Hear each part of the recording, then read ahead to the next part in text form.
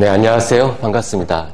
자, 이번에 할 것은 특강으로 파이널 특강이 되겠습니다. 노무사 1차 시험에 대비한 짧은 회차에 거쳐서 파이널 특강으로 가장 핵심이 되는 핵심 쟁점을 좀 정리를 하고 앞부분에 여러분 교재를 보시면 앞부분에 기본적인 내용, 핵심 내용을 정리를 하고 그리고 관련된 기출 문제를 보도록 하겠습니다.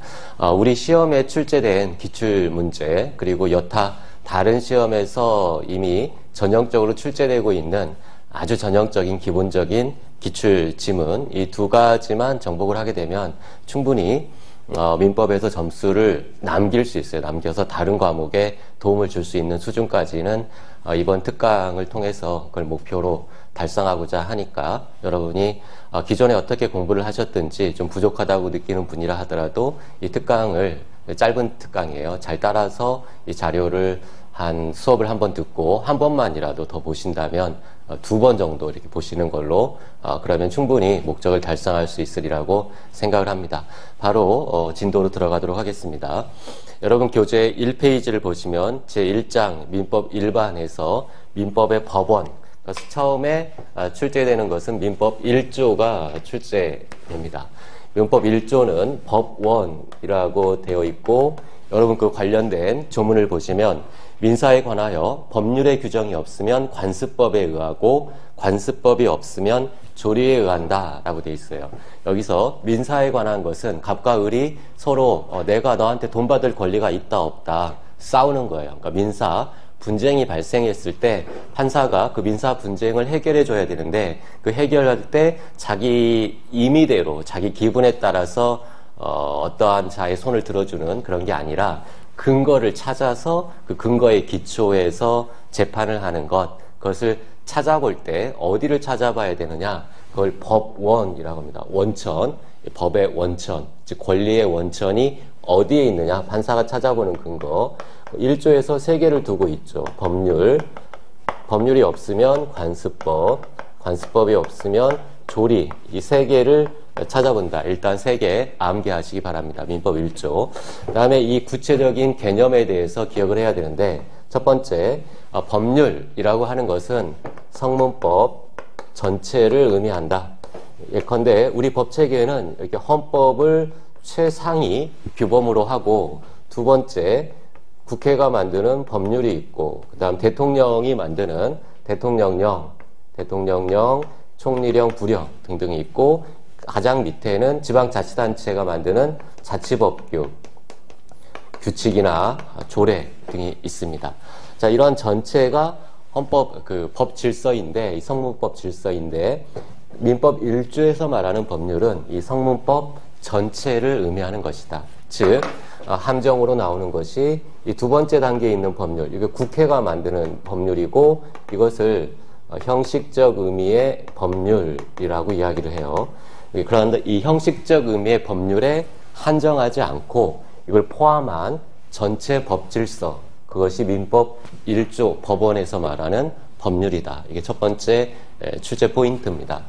두 번째는 법률을 찾아봤는데 이 성문법은 모든 것을 다 담을 수가 없어요. 그래서 법률에 없다. 갑과 을이 싸우고 있을 때 누가 권리자인지의 판단의 근거가 법률을 찾아봤더니 없더라. 그러면 두 번째 찾아보는 것을 관습법을 찾아보라고 합니다. 이 관습법은 여러분이 성립요건을 암기하셔야 되겠죠. 성문법은 글자로 되어 있기 때문에 그 문서를 뒤지면 성문법을 찾을 수 있지만 관습법은 불문법이라고 하죠. 즉 문서화 되어 있지 않아요. 그래서 찾아볼 수가 없기 때문에 관습법이 그러면 있느냐 없느냐 요건을 갖춰야 된다. 이 성립요건은 두 가지로 분리해 보시면 됩니다. 이 관습법은 관습과 법으로 구성되어 있는 거예요. 여기서 말하는 관습은 앞에 수식어를 붙여서 사실인 관습이라고 이야기를 하고 이 뒤에 있는 법은 말 그대로 법이에요. 법의 기본적인 속성은 구속력, 강제력을 갖는 거죠. 당사자들이 지켜야 된다라는 강제력, 즉 구속된다라는 이런 구속된다라는 그런 의미를 법에서는 법적 확신이라고 이야기를 해요. 법적 확신. 구속력이 있다라는 이야기예요. 지켜야 된다. 그래서 이 관습법은 두 가지 개념. 앞에 관습이라는 건 사실을 말하는 거고, 단순히 사실인 상태에서는 그걸 법이라고 할 수 없어요. 사실과 법은 구별되는 개념이기 때문에. 두 번째, 이것이 단순히 사실에 그치는 것이 아니라 계속 반복된 관행, 사실에 그치는 것이 아니라 당사자들 사이에 이젠 그것을 지켜야 된다라는 규범력, 법적 확신이라고 그래요. 법이라는 법적 확신. 이 두 가지 요건을 갖춰야 된다. 명칭상으로 당연히 그러한 것이죠. 그래서 사실, 즉 관행이 반복된다라는 사실이 있고 단순히 그 사실에 그치는 것이 아니라 그것이 규범으로 승격되어야 돼요. 규범으로 승격되는 것을 법적 확신이라고 이야기를 합니다. 법적 확신. 그래서 사실과 법적 확신. 이 사실은 관행의 반복이고, 그리고 이런 두 가지 요건 이외에 하나 더 우리 판례가 얘기를 합니다. 이 두 가지 개념은 명칭에서 당연히 나오는 것이고, 세 번째 개념 요소는 이 관습법도 헌법이 최고 규범이잖아요. 이 헌법을 최상위 규범으로 하는 이런 전체 법질서, 헌법을 최상위 규범으로 하는 전체 법질서에 위배되지 않아야 된다. 반해서는 안 된다. 이 세 가지 요건 암기. 관행이 반복될 것, 그리고 사회 구성원 간에 법적 확신이 있을 것, 전체 법질서에 위배되지 않을 것, 이 세 가지 요건을 갖추면 성립한다. 그 다음에 이 성립한 관습법이 영원히 존재하는 건 아니죠. 법도 만들었다가 폐지하고 없앨 수 있잖아요. 또 바꿀 수도 있고 마찬가지입니다. 관습법도 한번 성립했다고 해서 영원히 존재하는 게 아니라 소멸할 수가 있는데, 이 소멸 사유, 관습법의 효력을 상실하는 사유, 어떠한 것들이 있느냐. 자, 오랜 기간 반복된 관행이 어느 날 하루아침에 없어지기는 어려워요. 따라서 이건 생각하기가 어렵고, 이 두 번째는 달라지죠. 사회가 과거에는 남성 우월주의, 봉건주의 하에서 남성 우월주의가 사회를 지배했다라면 지금은 남녀 평등이라는 것이 사회 구성원 간의 상식이죠. 그래서 이 전체 법질서가 변경되었다. 과거에 남성 우월주의에서 남녀 평등주의로 바뀌었다라고 한다면 그 관습법은, 그러한 남녀 평등에 반하는 관습법은 무효가 됩니다. 이게 바뀌거나, 또는 더 이상 사람들이 이젠 그건 지킬 필요가 없다. 우리가 그걸 쭉 지켰더니 그 쓸데없는 거, 잘못된 걸 지켰더라. 없애버리자. 안 지켜도 된다. 이렇게 사회 구성원의 법적 확신이 소멸하거나 하면 이 성립 요건 중에 하나라도 누락이 되면 관습법은 효력을 상실하게 된다. 이게 관습법에서 기억해야 될 두 가지 사유입니다. 성립 요건, 이 성립 요건에서 한 가지라도 요소가 아웃되면 효력을 상실하는, 효력 상실 사유가 된다는 거. 그다음에 세 번째는 조리라는 게 있는데, 이 조리는 그냥 상식이다. 그래서 이 법률도 찾아보고 관습법도 찾아봤더니 없더라. 그러면 상식의 기초에서, 조리의 기초에서 재판하라라는 이야기입니다.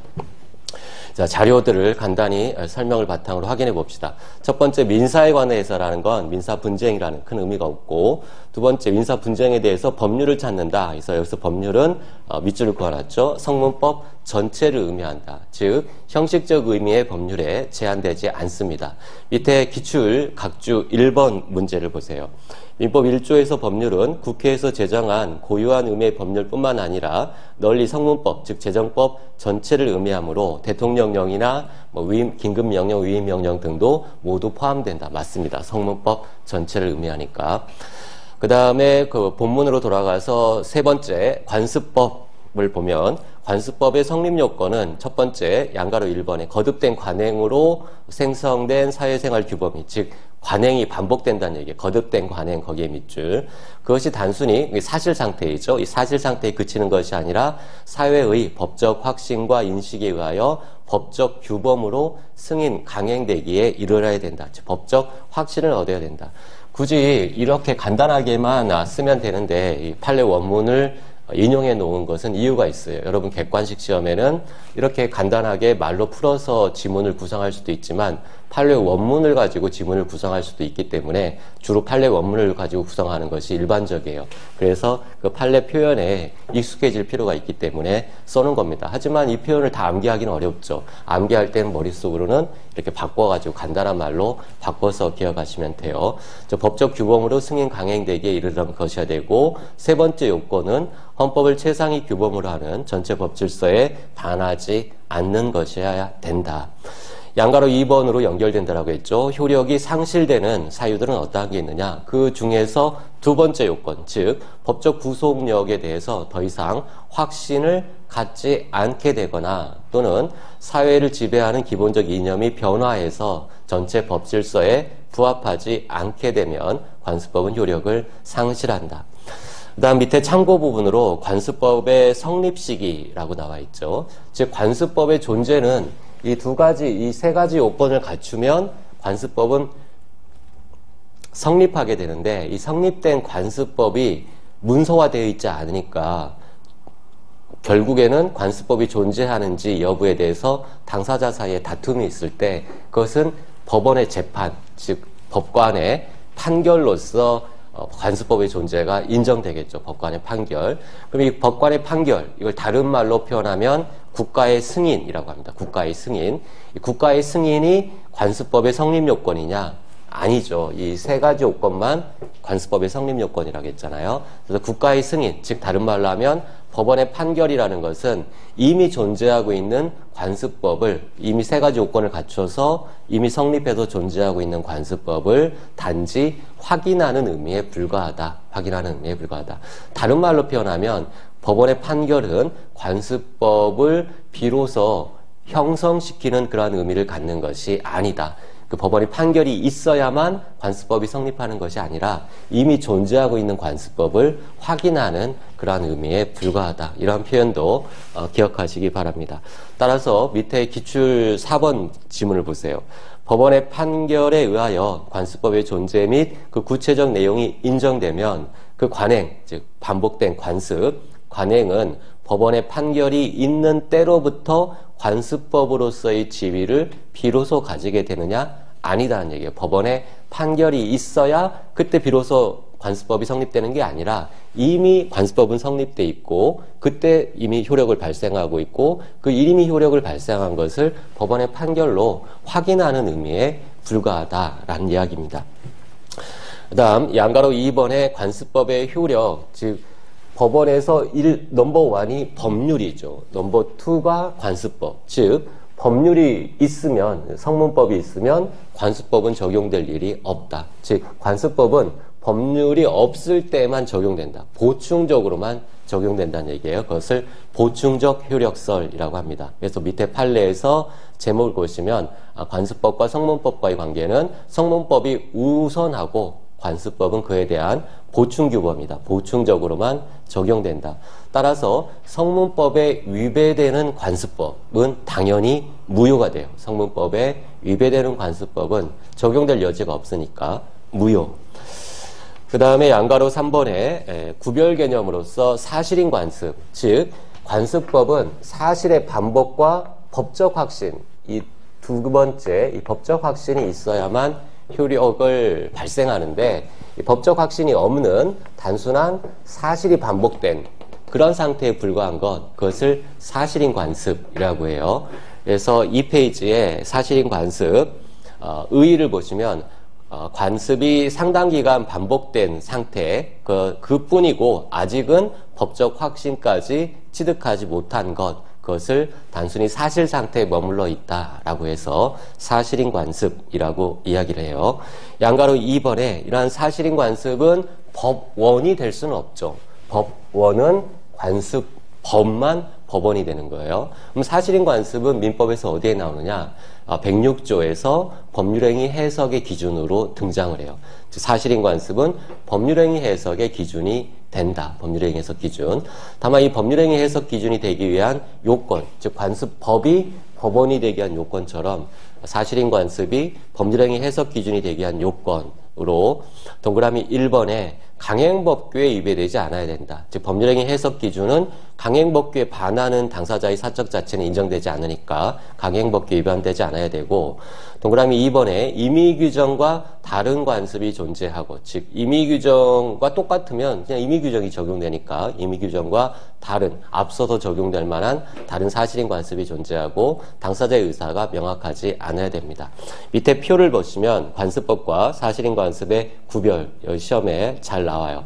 그래서 의 부분은 첫 번째, 관습법은 사실의 반복뿐만 아니라 법적 확신까지 취득한 상태이고, 옆에 사실인 관습은 법적 확신은 아직 취득하지 못하고 단순히 사실이 반복된 상태에 불과한 것이다. 다음 변론주의라는 말이 있는데, 이 소송에서 당사자가 유리한 사실, 자기한테 유리한 사실을 말로 주장을 해야만 법원이 그걸 판단하는 그것을 변론주의라고 합니다. 즉 판사는 권투 경기에서 중립적인 지위에 있는 심판처럼 어느 한 선수의 편을 들어서는 안 되겠죠. 그러면 재판은 불공정하니까 이렇게 공정한 재판이 이루어지게 하기 위해서 당사자가 말로 신청하는 것, 그것만 판단하는 것, 그것을 변론주의라고 해요. 이때 변론주의는 당사자가 주장하지 않은 사실에 대해서는 판단하지 않기 때문에 주장하지 않은 것은 불이익을 받게 돼요. 즉 변론주의는 사실에 대해서만 주장해요. 사실. 유명한 말이 있습니다. 너는 사실을 말하라. 그러면 나는 거기에 대해서 권리를 부여할 것이다. 즉 여기서 권리는 법률이에요. 당사자가 변론주의상 말해야 되는 것은 사실이고, 법원이 판단하는 건 권리, 법이에요. 법. 그래서 법은 법원이 판단하는 거고 당사자는 사실을 주장하는 겁니다. 따라서 변론주의가 적용될 것인지 여부에서는 관습법은 법이잖아요. 법은 당사자가 주장하는 게 아니에요. 법관이 알아서 판단하는 거죠. 그래서 그걸 직권으로 조사한다. 즉 변론주의가 적용되지 않고, 그 칼럼에 변론주의 X라고 적으세요. 변론주의가 적용되는 것이 아니라 법관이 직권으로 판단한다는 이야기예요. 알아서 판단한다. 그럼에 비해서 우측에 있는 사실인 관습은 말 그대로 사실이잖아요. 법률행위 해석의 기준이 되는 사실. 이건 사실이니까 당사자가 말로 주장해야만 법관이 판단할 수가 있어요. 즉 변론주의가 적용된다는 얘기예요. 당사자가 주장해야 된다. 효력에서는 관습법은 성문법에 대해서 보충적으로만 적용된다겠죠. 즉 성문법이 임의법규이든 강행법규이든 가리지 않고 그러한 성문법이 존재하고 있으면 관습법은 적용될 여지가 없어요. 그것을 관습법의 보충성이라고 하고, 사실인 관습은 그러나 강행법규에 위배되지 않는 한 법률행위 해석의 기준이 된다. 즉 임의법규보다도 앞서서 적용될 수가 있어요. 임의법규보다. 관습법 앞에 임의법규가 있으면 이 임의법규는 성문법이기 때문에 이게 먼저 적용되고 관습법은 적용될 여지가 없어요. 그러나 이것과 비교할 것이 사실인 관습은 임의법규보다 앞서서 임의법규와 다른 사실인 관습이 존재하고 있으면 임의법규보다 앞서서 적용될 수 있어요. 자, 이 적용 순서, 사실인 관습은 임의법규보다는 앞서서 적용된다. 그러나 관습법은 임의법규를 하더라도 임의법규보다 앞서서 적용될 수는 없다.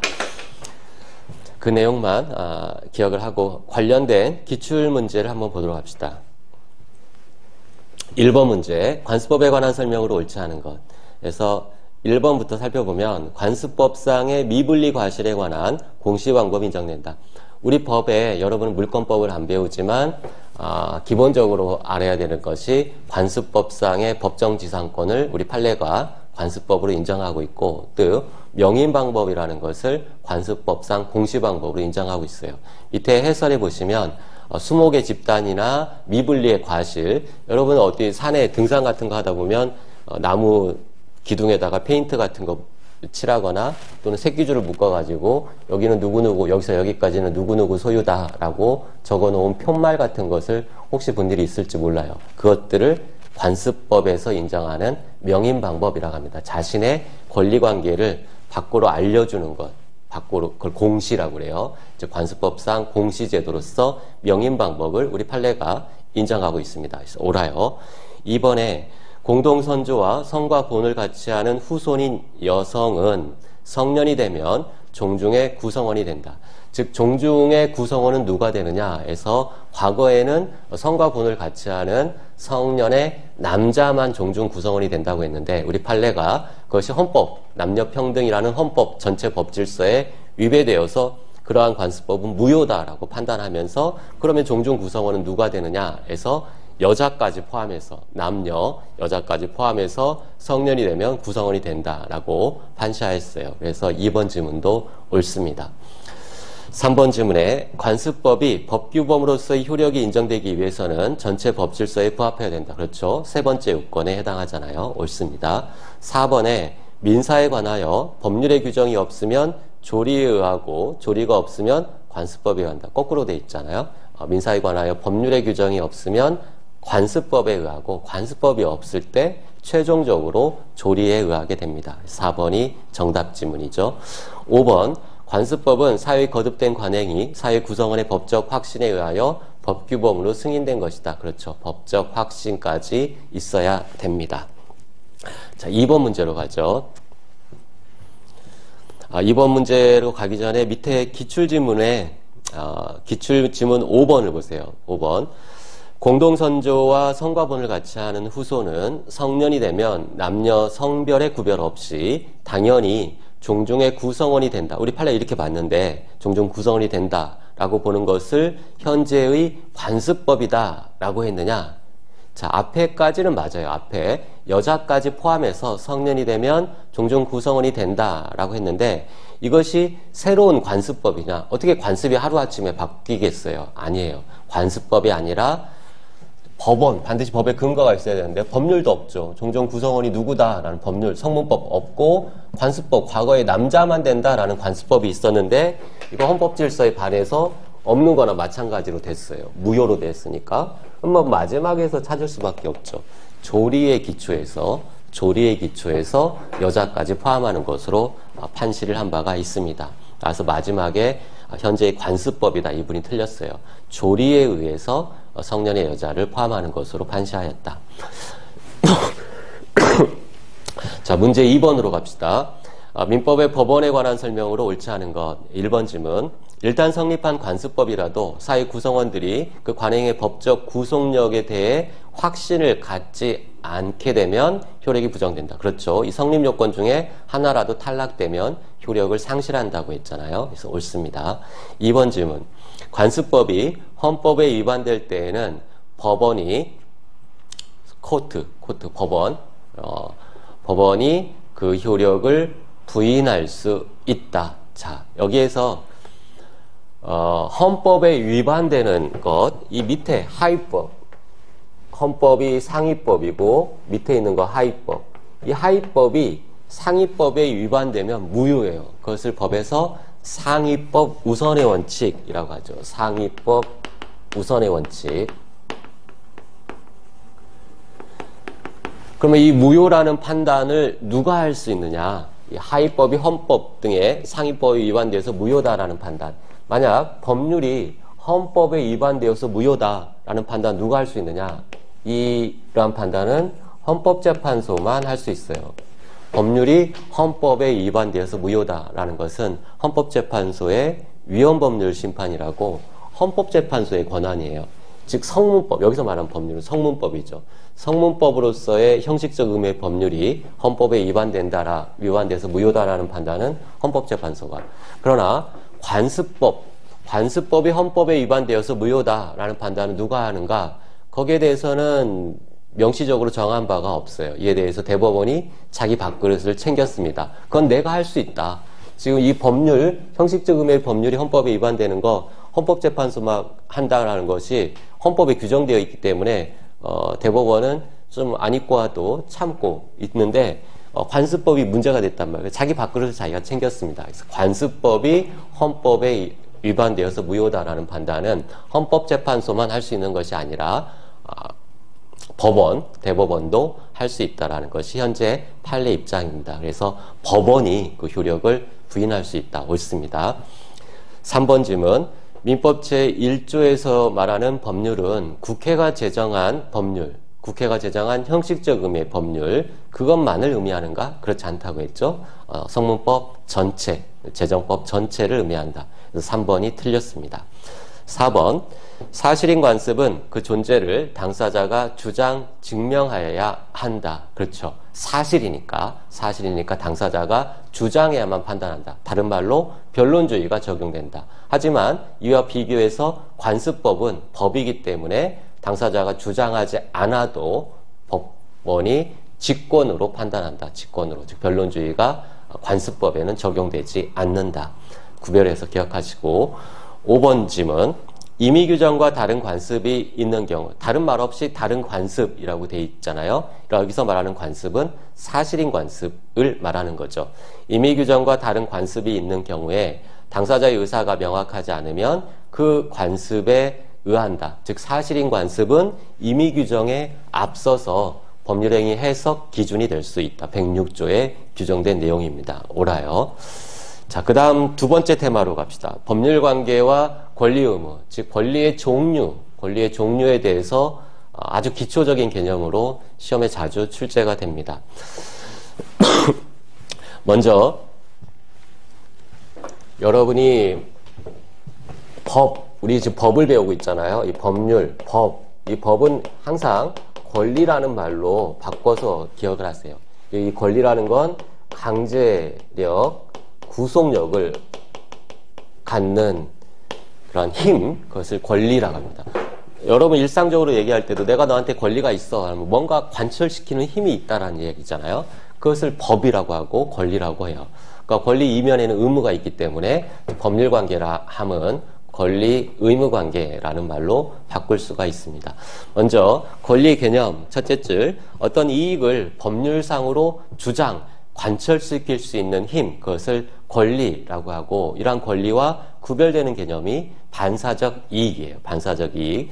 즉 어떤 자에게 어떤 행위를 명해서 해야 되는 결과, 상대적으로 다른 자가 그로 인해 이익을 얻는 것, 반사적으로 이익을 얻는 것, 이것은 권리가 아니에요. 즉 반사적 이익이 관철되지 않았다고 해서 법적으로 자기가 그걸 주장시킬 수 있는 힘이 없어요. 그런 힘이 없다. 관철시킬 수 있는 강제적 힘이 없어요. 그래서 이건 권리가 아니다. 권리와 반사적 이익은 구별된다. 자, 권리의 종류를 보면 첫 번째는 지배권이 있어요. 지배권. 그 물건을 직접 지배해서 만족을 얻는 것, 물건 등. 대표적인 게 소유권이죠. 물권. 소유권. 여러분 소유권은 누구한테 어떤 거 행위를 요구해야만 만족을 얻는 게 아니라 여러분 가지고 있는 볼펜이나 이런 것들은 직접 써서, 직접 지배해서 만족을 얻잖아요. 이게 지배권입니다. 그리고 동그라미 2번에 있는 인격권도 누가 여러분의 인격을 인정해 줘야만 인격이 만족을 얻는 건 아니죠. 스스로 자부심을 가지면 만족을 얻습니다. 인격권도 지배권이라고 한다. 넘겨서 청구권을 봅시다. 청구권이란 요구를 해서 상대방에게, 누군가에게 요구를 해서 상대방이 어떤 행위를 해야만 만족을 얻을 수 있는 것. 여러분 친구한테 10만 원을 빌려줬다라면 10만 원을 상대방이 갚아야만 만족을 얻죠. 즉 상대방의 어떤 행위, 그것을 채무자의 행위, 급부라고 해요. 상대방의 급부가 있어야만 만족을 얻는 것, 그것을 청구권, 채권이 대표적이다. 그 다음에 형성권이 있죠. 형성권은 일방적 의사표시만으로 법률관계가 변동되는, 권리 의무 관계가 변동되는 것, 이것을 형성권이라고 해요. 일방적인 의사표시만으로 권리관계가 변동되는 것. 자, 형성권의 종류가 시험에 종종 출제가 돼요. 그래서 종류는 두 가지이다. 말 그대로 일반적인 원칙적인 모습이죠. 원칙적인 모습은 의사표시만으로 효력이 발생해요. 권리관계가 변동된다. 그러한 경우가 있고, 두 번째 경우는 재판 밖에서, 즉 법정 밖에서 의사표시, 내용증명을 보내거나 전화통화를 하거나 문자메시지를 보내거나 이런 의사표시 방법이 다양한데, 그러한 방식으로는 형성권의 효력이 발생하지 않고 반드시 소송을 해야만, 소송에서 주장해야만 그런 효과가 발생하는 것, 그것을 재판으로만 행사해야 되는 것, 이 두 가지가 있어요. 그래서 원칙적인 모습이 기억이에요. 그래서 기억에는 취소권, 즉 제한 능력자나 사기 강박 취소의 경우에 취소권, 추인권, 상계권, 해제권, 매매 예약 완결권 이런 것들은 의사표시만으로 그 효력이 발생해요. 원칙적인 모습들 대부분의 99%의 형성권은 여기에 해당하게 됩니다. 그 다음에 니은에 보시면 재판으로만 행사해야 되는 거 채권자 취소권 법에 그렇게 규정하고 있어요. 법조문에 보시면 법조문에 사행위 취소에 소를 제기할 수 있다라고 해서 소라는 말을 법조문에 써놨어요. 즉 재판으로만 행사할 수 있다라는 얘기예요. 재판상 형성 소권이라고 하는데 재판으로만 행사한다. 혼인 취소도 마찬가지. 재판상 이혼 청구도 말 그대로 재판으로 청구를 해야 되는 거죠.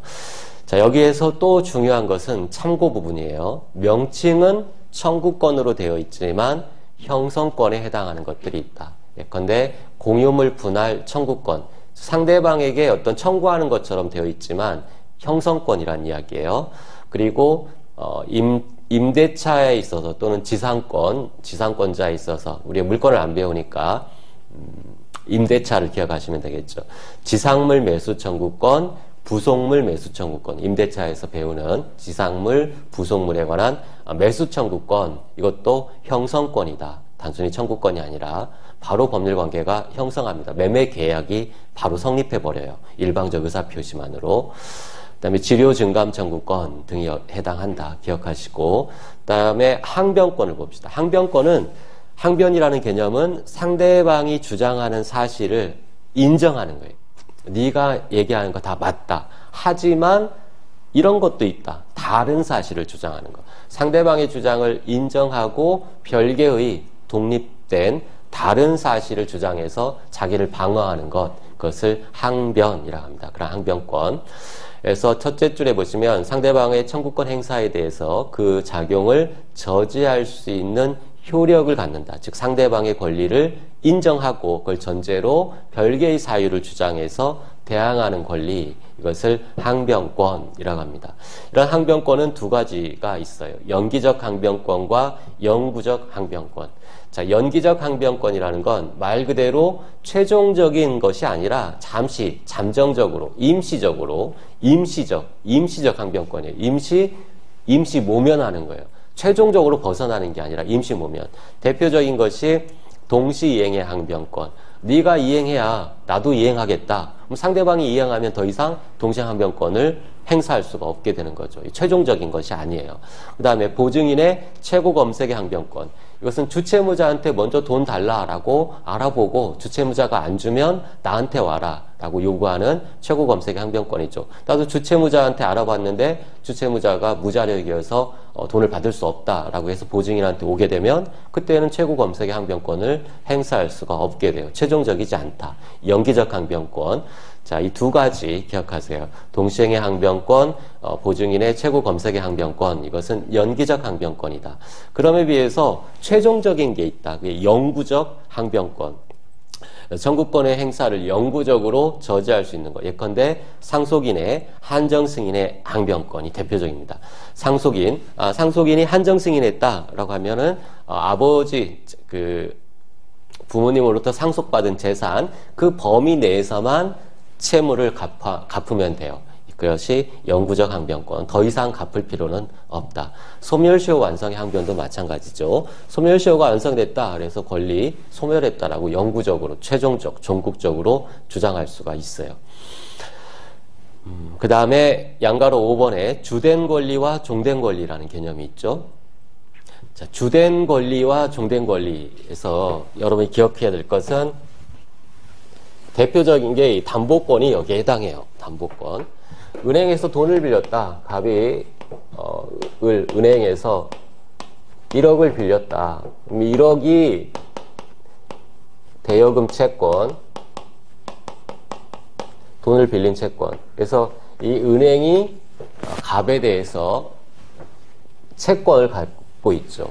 근데 은행에서 돈을 빌려줄 때 그냥 빌려주지 않죠. 담보를 요구해요. 여기서 그래서 저당권을 설정하면 내가 돈을 빌려주겠다. 라는 이러한 담보권. 자, 이 두 개의 설정을 받았어요. 돈을 빌려줘서 돈 받을 권리가 있고, 그다음에 저당권이라는 담보권을 가지고 있다. 이때 이 돈 받을 권리, 이걸 담보, 피담보 채권이라고 그래요. 돈 받을 권리, 이 피담보 채권. 이 피담보 채권이 주된 권리이고, 이게 중심이에요. 이것을 못 받을 것에 대비해서 보충적으로 저당권을 확보해 놓은 거죠. 이걸 종된 권리라고 해요. 자, 암기. 담보에서 피담보 채권이 주된 권리, 그리고 담보권이 종된 권리. 이 담보권에는 이 물적 담보인 저당권도 있지만 인적 담보도 있어요.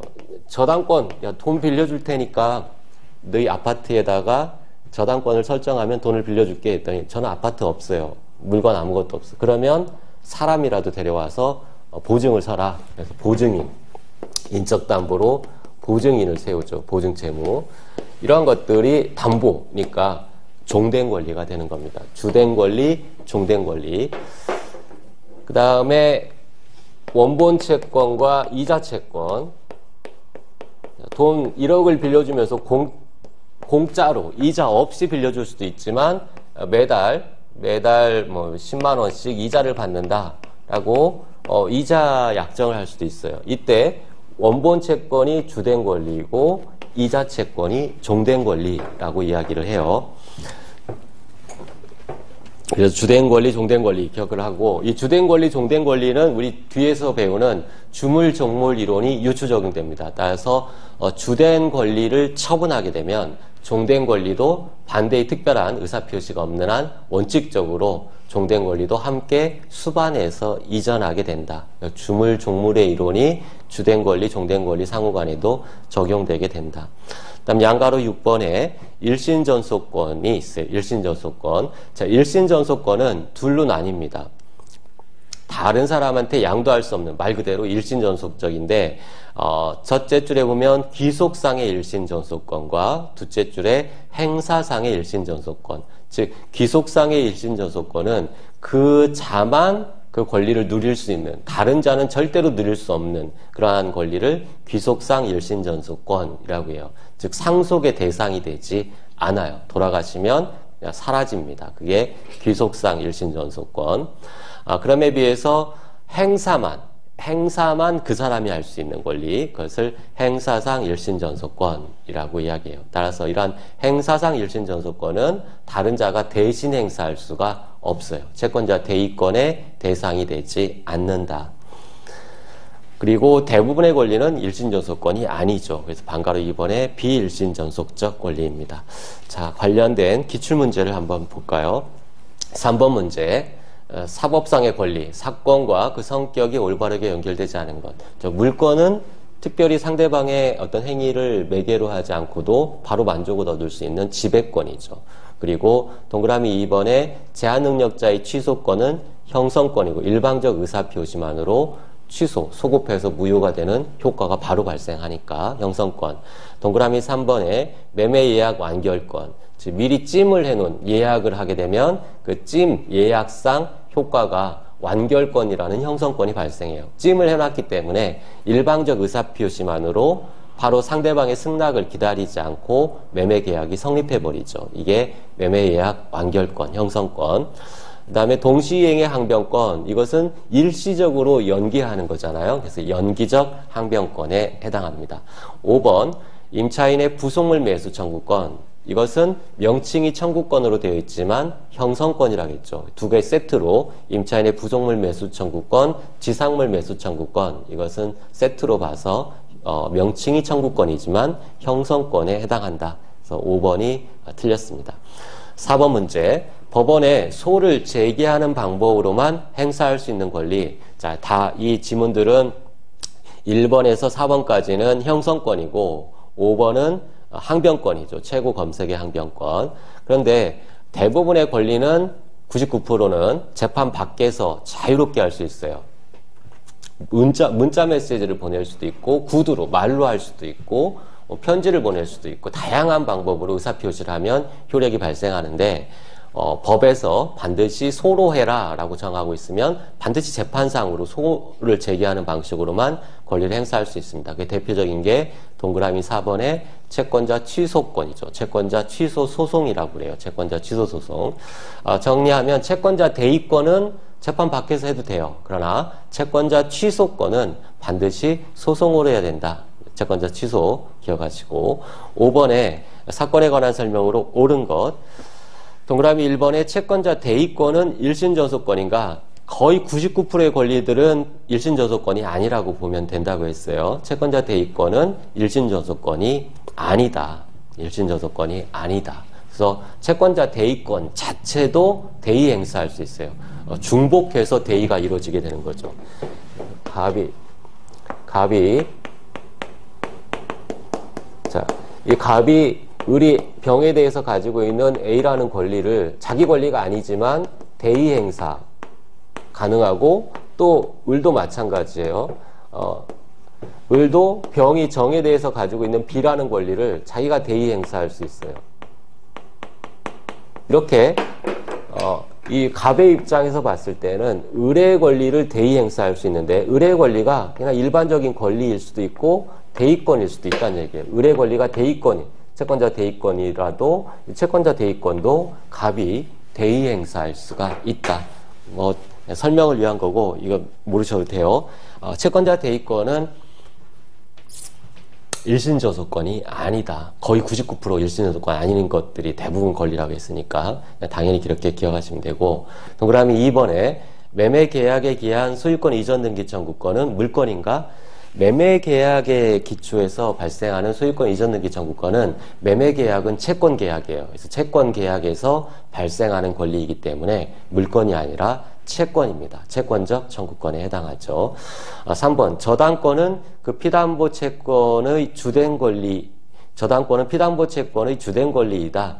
거꾸로 되어 있죠. 피담보 채권이 주된 권리이고 저당권은 담보권으로서 종된 권리입니다. 다음 동그라미 4번 건물의 소유를 목적으로 한 토지 임차인의 건물 매수 청구권은 형성권인가? 그렇죠. 건물 매수 청구권은 명칭은 청구권으로 돼 있지만 임차인의 지상물 매수 청구권, 부속물 매수 청구권은 청구권으로 돼 있지만 그 법적 성질은 형성권이라고 했어요. 그래서 정답은 4번이 됩니다.